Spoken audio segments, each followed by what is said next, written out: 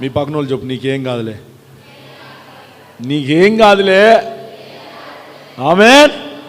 ఏమి కానివ్వడు ఆయన ఉన్నది నిన్ను కాపాడడానికి, ఆయన ఉన్నది నిన్ను బ్రతికించుకోవటానికి, ఆయన ఉన్నది నీ కన్నీరు తొడవటానికి. నువ్వేం లేదు, నువ్వు చేయాల్సిందల్లా ఒకటి, నమ్మిక మాత్రం ఉంచుము. నమ్మాయన్ని, ఆయన మాటను నమ్ము, ఆయన వాగ్దానాలు నమ్ము, ఆయన ప్రవచన వాక్కులు నమ్ము, ఉపదేశాన్ని నమ్ము.